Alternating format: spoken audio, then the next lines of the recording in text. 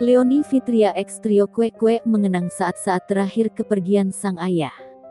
Leony mengaku masih sempat bercanda dengan mendiang ayahnya.